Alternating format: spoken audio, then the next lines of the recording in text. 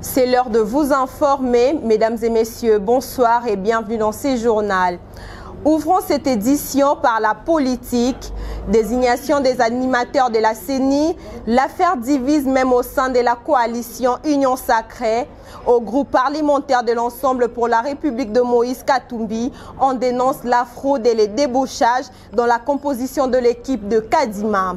Pour l'honorable Dieudonné Bolengue Tengue, ce processus de désignation à l'Assemblée nationale est totalement entaché d'irrégularité. Suivez ses commentaires.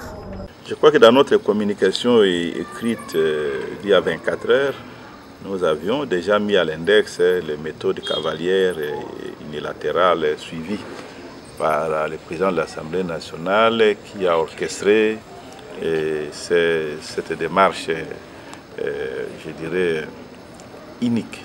Nous avons rappelé qu'au niveau de la famille politique Union Sacrée de la Nation, il n'y avait pas eu de compromis dans les négociations. Il n'y a donc pas un PV sur lequel nous qui avions négocié, nous aurions signé.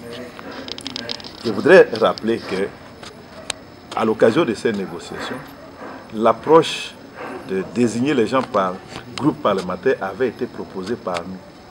Elle a été rejetée par le président de l'Assemblée nationale et ceux qui l'accompagnaient dans la négociation. Parce que si on suivait cette approche, eh bien la famille ensemble allait se retrouver avec 2 postes au bureau, le 2e et le 4e. Parce que nous avons le 2e et le 4e groupe parlementaire en importance numérique. Ils ont dit non, ensemble a toujours négocié en bloc depuis le début du processus de mise en œuvre de l'Union Sacrée. Et donc, ensemble doit être traité en tant que tel. Et donc, vous êtes la 2e composante de la famille Union Sacrée, vous aurez droit au poste qui vous revient en tant que tel. Alors nous ne comprenons pas comment un des nôtres ou d'un des groupes parlementaires de l'Assemblée se retrouve sur la liste, étant donné que ça n'a pas été, en tout cas ce n'est pas avec les mandats de ceux qui ont été chargés de négocier. En l'occurrence, les 2 présidents de groupes parlementaires, les 2 collaborateurs proches du président, son conseiller spécial et son directeur de cabinet et moi-même. Il y a donc il y a fraude, effectivement. Il y a fraude, il y a corruption, il y a débauchage. Voilà. Ouais. Moi, je suis député à l'Assemblée nationale depuis c'est ma 3e législature. Je crois que c'est la scène à laquelle nous avons assisté aujourd'hui. L'acte qui a été posé dans le sens de cet entérinement, c'est un acte tout à fait crapuleux. Et on a eu des scènes de violence, des contestations, mais ce n'est pas allé jusqu'à ce niveau. Et nous croyons que ceci entache d'irrégularité totale. Toujours dans la CENI, Denis Kadima, tel est le choix de la plénière du samedi dernier à l'Assemblée nationale pour l'entérinement de Denis Kadima pour les élections transparentes, fiables et crédibles. Quelques réactions de la population face à ces choix au micro de votre rédaction.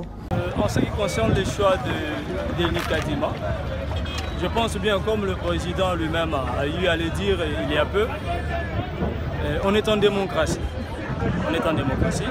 Et la démocratie, c'est respecter aussi les choix de la majorité. Ils sont passés dans le vote. C'était 2 contre 6. Voilà. Le président lui-même l'avait dit, le choix est clair. Vous savez, on doit arrêter à trop vouloir faire ce que nous voulons nous-mêmes. Ce que nous voulons, c'est que là, je vois bien nos prélats catholiques, et surtout avec leurs propos en tant que prélats, chose qui est vraiment regrettable. c'est vraiment regrettable que le prélat catholique puisse tenir des propos comme ils le font là. J'aimerais bien que tous nous puissions être derrière ces choix-là, tous. Litamba. Oui, mais c'est Litamba.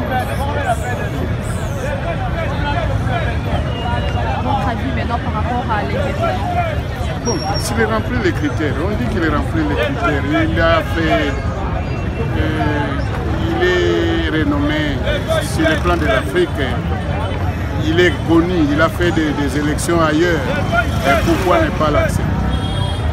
S'il remplit les critères, tout comme on l'a dit, il a les critériums. Pourquoi ne pas l'accepter?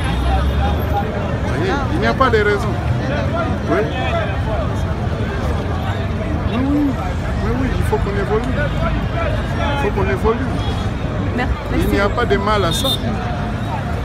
S'il remplit les critères, parce qu'on cherche des gens qui soient qualifiés pour faire des choses.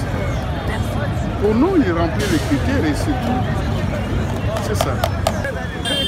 Bon, à propos de la personne qu'on a choisie pour diriger les élections 2023, personnellement, je n'ai pas de préférence parce que tout ce que moi je veux est que cette personne-là qu'on a choisie soit honnête, qu'il soit juste dans tout ce qui va se faire pendant les élections. En tout cas, je n'ai pas de préférence, que ce soit Denis Kadima ou un autre, moi je n'ai pas de préférence en tout cas. Tout ce que je demande est que la personne qui est là puisse faire des choses à ce que le peuple aussi soit content. Et c'est ça mon avis, c'est tout ce que je peux dire sur ça. Parlons toujours de la CENI. Dans le camp des élus de l'UDPS, on affirme offrir au pays la meilleure équipe de la CENI de l'histoire du Congo indépendant. Pour le professeur André Mbata, président de la commission paritaire de l'Assemblée nationale, nous en dit un peu plus. Il faut d'abord dire que je suis très satisfait. Je suis très satisfait. Je remercie le président de la République, son Excellence Félix Antoine Tshisekedi Tshilombo, pour en fait avoir favorisé ce cadre de travail dans lequel nous voguons actuellement. Je remercie également le bureau du président Mbosso et tous les honorables députés qui ont approuvé le rapport de la commission sans aucun amendement. Donc je suis très heureux, moi et les membres de ma commission, pour le travail qui a été fait. Et enfin, nous pouvons donner au pays une commission qui commence le travail. Parce que pour nous, il faut aller aux élections dans les délais constitutionnels. Les élections libres et transparentes. Et je dois vous assurer que compte tenu du profil des candidats, partant de Denis Kadima jusqu'au dernier membre de la plénière, je peux vous assurer que vous avez là je dois dire, la meilleure équipe de la CENI depuis que les élections ont été organisées dans ce pays. En termes de compétences, en termes d'intégrité, en termes de travail, d'honnêteté, vous venez, les noms que vous venez de voir, ces gens, ces compatriotes, font partie de la meilleure équipe de la CENI depuis qu'on a organisé le premier cycle électoral en 2006. Vive tension ce matin entre les militants de l'UDPS et ceux de l'ESID sur l'avenue Tombalbaye dans la commune de La Gombe. Suivez ces reportages de Gisèle Poutou.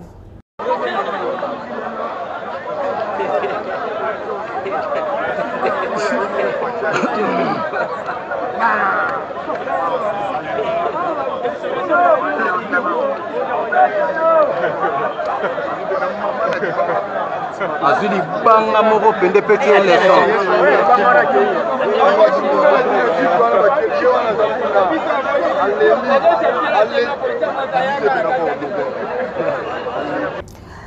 Changeons de chapitre pour parler économie. Au cœur de leurs revendications, les agents et cadres de la SCPT insistent sur leur grève annoncée depuis vendredi 15 octobre. Ils réclament les paiements de la créance de l'État évaluée à 207 millions de dollars américains, mais aussi des arriérés des salaires de plus de 36 mois. Plus de détails dans ces reportages.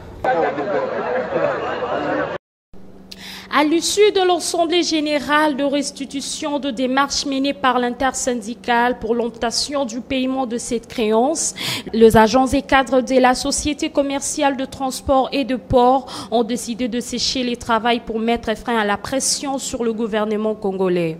D'après le président de l'intersyndicale de cette entreprise publique, les déclenchements de grève constituent pour le travailleur de la SCPT une manière de pousser le ministre de Finances à ordonner le paiement de cette créance. Il renseigne notamment que le gouvernement avait déjà ordonné lors d'un conseil de ministres le paiement de montants par le palier. Le même président de l'intersyndicale de cette entreprise publique a indiqué que cette grève sera étendue sur l'ensemble des territoires et précise aussi que la nouvelle taxe et soit de paiement sera relevée à Matadi, bénéficie 4 jours de sursis à cause de cette présence de quelques bateaux en escortage dans ces ports maritimes. Sécurité dès à présent, attaque à l'est du pays. Des hommes identifiés comme de militaires rwandais ont sémé la terreur, pillé de maisons et même hôpital à Buumba, un village à la frontière avec le Rwanda, dans un territoire de Nyiragongo. Les bilans de cette incursion dans cet élément de Rachel Kabwe. C'est pendant la journée du lundi 18 octobre qu'un groupe de militaires rwandais a fait une incursion dans le village de Buumba, dans le territoire de Nyiragongo, d'après l'annonce faite par le porte-parole de forces armées de la République démocratique du Congo, œuvrant dans cette région. Lors de cette passage, ces derniers ont sémé de terreur grave, pillé de maisons et un hôpital. En outre, signalant que plusieurs autres villages du territoire de Nyiragongo ont été victimes de cette attaque meurtrière, bien que minimisée du côté rwandais. Ces différentes scènes horribles se passent pendant que la RDC a de nouveaux projets l'état de siège à l'est du pays afin d'éradiquer complètement le groupe armé. Éducation dès à présent, les grévistes réclament la démission du ministre de l'EPST, Tony Mwaba, après être suspendu par ces derniers. Quelques Congolais ont réagi face à cette situation au micro de Mété Télévision. En fait, le droit de gréver, c'est un droit constitutionnel, c'est parmi d'ailleurs les droits fondamentaux. Donc si un travailleur, peu importe les secteurs d'activité dans lesquels il exerce, il ne trouve pas gain de cause par rapport à sa condition salariale, il peut réclamer acquis de droit. Et si les conditions ne sont pas améliorées à sa faveur, il ne peut que réclamer par cette voie-là, c'est leur droit. Par rapport au cas des enseignants, moi je crois que le ministre devait faire des concessions avec les enseignants parce que c'est quand même une réalité que ces enseignants-là sont des pères des familles, sur le plan humanitaire, ils doivent vivre et ils ne peuvent vivre à partir de leur travail qui est celui d'enseigner nos enfants. Donc il ne faut pas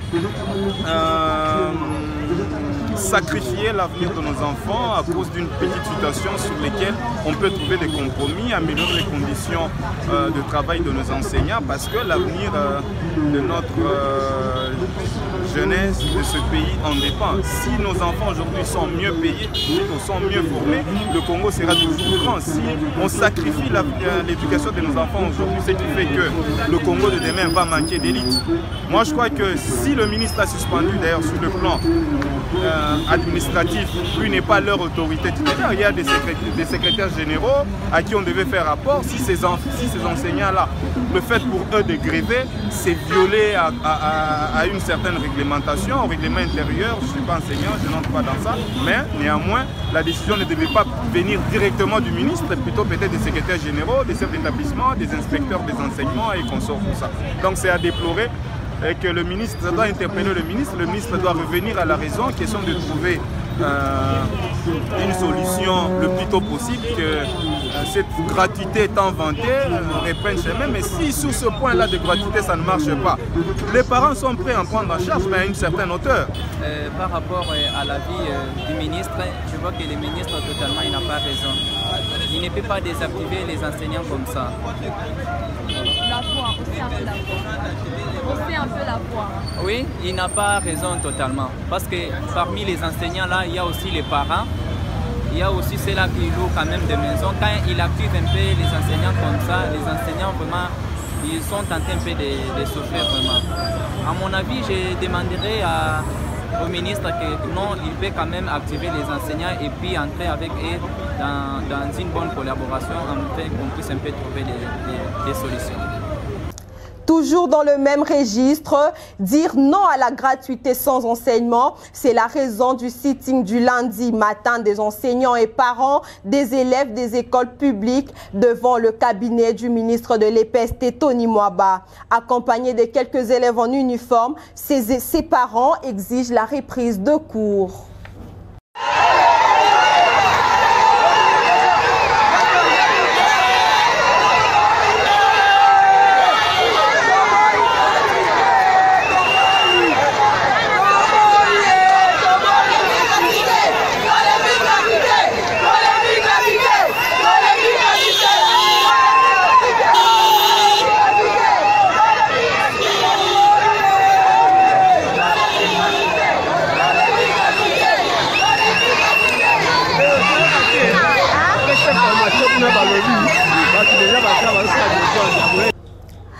Parlons dès à présent du transport. Sous l'impulsion du chef de l'État, Félix-Antoine Tshisekedi, le ministre de Transport, Chériban Okende, a lancé depuis lundi 18 octobre la campagne des balissages de la rivière Kasaï par les balisseurs multifonctions Kasaï. Cette campagne a pour objectif d'améliorer la voie fluviale et lacustre allant de Kinshasa à Ilebo dans le Kasaï. Plus de commentaires dans cet élément.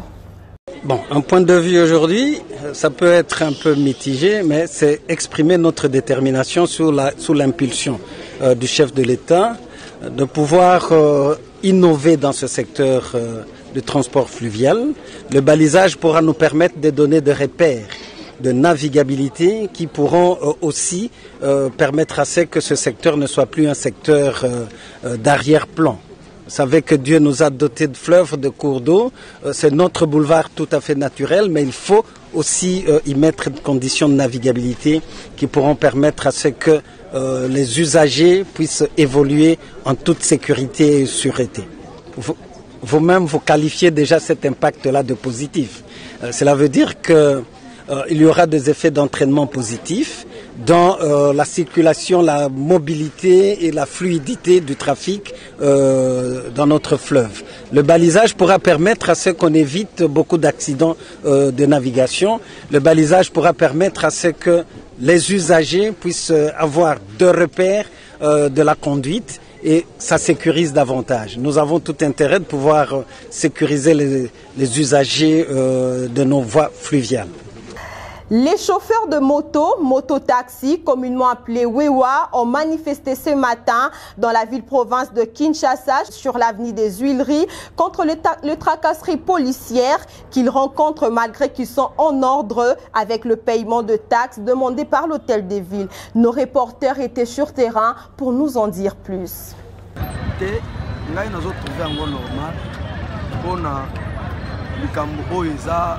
Il y a taxe au bateau qui est à 500 francs. 500 francs, c'est rien. Donc, bande comme sous bateau, ils ont mabé, mais pour n'engager, nous autres fait normal. 500 francs, ils ont l'autre côté. 500 francs, ils ont l'autre côté. Parce que le bateau, le belango, ils ont la valeur. Le bateau, par rapport au bateau, à la ville. Les villes, elles se concordent dans les 500 T. Ville bapekisi oyo azokota siko na ndenge na ye so okoti kuna ata oplakisi jeton oyo baokanga yo kaka. Bon, comme on dit toujours, quand on lance une chose, il y a des personnes ou des malfaiteurs ou des personnes qui ne comprennent pas comment est-ce que la chose est organisée, arrivent aussi à s'imposer ou à poser leurs actes qui sont en violation avec les lois ou le principe. Ce qui est vrai que la taxe de stationnement, le ticket qu'on imprime, n'est pas bien digéré par certaines personnes, et voilà donc certains motocyclistes qui arrivent à faire une confusion, la confusion qui se justifie par l'achat de cette taxe auprès de certaines personnes qui ont ces machines que nous appelons POS, qui ne sont pas censées de leur imprimer les tickets et leur impriment les tickets. Et par conséquent, il y a une différence entre le ticket que nous imprimons et l'autre ticket. Et ce qui crée un peu une difficulté sur terrain. Mais ce qui est vrai, le ticket porte le logo de l'hôtel de ville de Kinshasa. Ce ticket sur la taxe renseigne aussi par rapport au jour de son impression, ainsi que les heures aussi qui justifient la crédibilité ou la validité de ce ticket qui a été imprimé. Mais ce qui est important, nous sensibilisons, chers motocyclistes, partout où vous êtes, dans n'importe quelle juridiction, si vous voulez bien avoir votre taxe, votre ticket, qui est la preuve de votre taxe de stationnement que vous avez payé, en tout cas, vérifiez bien que l'agent là soit conforme. Il est habillé. Là, le logo de l'hôtel de ville de Kinshasa, il est mentionné derrière lui, ministère provincial de transport. Ensuite, il est mentionné taxi, moto, taxateur. Donc c'est ça, ne prêtez pas confusion, il y a des charlatans, il y a des personnes mal intentionnées qui sont dans différents tronçons de la ville de Kinshasa qui vous font payer des tickets qui ne sont pas valables. Bouclons ce journal par le sport. En Ligue de champions africaine, l'AS Maniema Union a décroché le point du nul au bout du suspense devant Mamelodi Sundowns au stade de Martyr sur le score des débuts partout pour le compte de la 16e de finale. Taz Maïmona nous en dit plus. L'AS Maniema Union de Kindu a décroché les points du nul sur les fils en tenant tête à Mamelodi Sundowns le dimanche 17 octobre au stade de Martyr de la Pentecôte en match de 16e de finale aller de la Ligue des champions de la CAF sur le score de parité de 2 buts partout. Cueilli à froid dès la 9e minute sur une réalisation de Temba Zwane, les unionistes en réaction égalisent à la 39e minute par l'entremise de Rodrigue Kitois. De nouveaux buteurs, Temba Zwane s'offre un doublé à la 85e minute du match, redonnant l'avantage à Mamelodi Sundowns. Arme à la main, Tenga Motwila sauve les unionistes du piège sud-africain sur le fil en s'illustrant aux derniers instants pour le but égalisateur. À 2 buts partout, Maniema Union devra tenter une opération plus que commando sur le sol de Bafana Bafana le 24 octobre prochain pour le match retour. Toujours dans le même registre, le Daring Club Motema Pembe s'est imposé en déplacement sur la marque de 1-2 face à l'AS Kigali en match de 16e de finale aller de la Coupe de la Confédération. Suivez les résumés de cette rencontre avec Taz Maïmona. Les Tupamaros du Daring Club Motema Pembe ont fait sensation ce dimanche 17 octobre en ramenant une victoire en terre rwandaise face à l'AS Kigali sur la marque de 1-2 en match comptant pour le 16e de finale aller de la Coupe de la Confédération. Dominateurs dans le jeu, les Immaculés n'ont pas tardé à faire bouger le filet adverse. Karim Kimvidi décale Jonathan Ikangalombo en profondeur, qui, par sa pointe de vitesse, sert William Likuta d'un centre à Ratzgazon qui ouvrait la marque à la 8e minute de jeu. Peu avant la pause, Katulonji, de nouveau servi par Jonathan Ikangalombo, doublait la mise sur un ballon croisé. Les Verts et Blancs de Kinshasa, qui auraient pu alourdir les scores à plusieurs occasions, ont manqué de réalisme dans le dernier geste, en plus du but refusé par l'arbitre. Malgré la réduction du score de Rwandais en seconde période, le Daring Club Motema Pembe s'impose sur le score de 1-2 et prend une bonne avance au premier acte avant le match retour prévu à Kinshasa le dimanche 24 octobre prochain au stade de Martyr de la Pentecôte. Ainsi se referme cette édition d'information. Vous nous avez suivis. Merci de votre réelle attention. Hasta la vista.